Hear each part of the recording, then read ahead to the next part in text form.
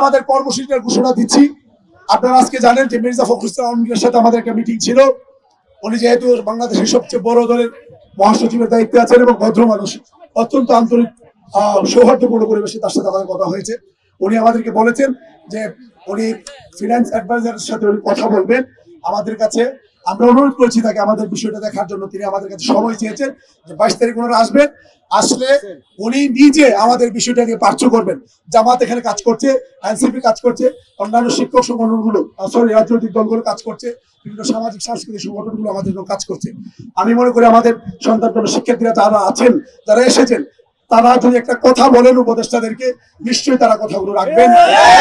আমি তাদের কাছে প্রত্যাশা রাখবো আপনারা আপনাদের জায়গা থেকে আপনাদের ডাকসুর পক্ষ থেকে একটা আবদার আপনারা রাখেন, তাহলে আমরা হয়তো দ্রুত আমাদের শ্রেণীকক্ষে ফিরে যেতে পারবো।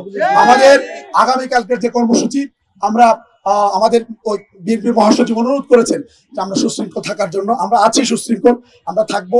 তিনি সময় চেয়েছেন, তার সময় দেওয়ার জন্য আমরা আগামীকালকে বাইরের কোনো প্রোগ্রাম রাখছি না।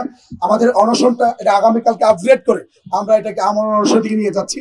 পাশাপাশি আগামীকালকে জাতীয় শহীদ মিনারে বাংলাদেশের লক্ষ লক্ষ শিক্ষকের ইনশাআল্লাহ আগামীকালকে সমাবেশ অনুষ্ঠিত হবে।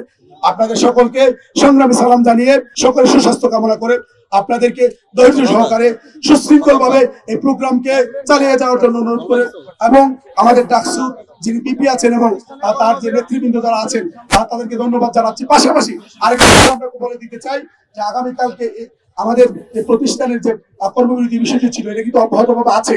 কোন শিক্ষক কোন রকমের শ্রেণী কার্যক্রমে, পরীক্ষা ডিউটিতে, প্রশাসনিক কাজে, কোন রকমের পাবলিক এবং আমাদের ইন্টারনাল পরীক্ষা অ্যাবসলিউটলি সব আমরা বন্ধ ঘোষণা করছি। আমরা পালন করবো না যতক্ষণ পর্যন্ত আমাদের দাবি মানা না হবে।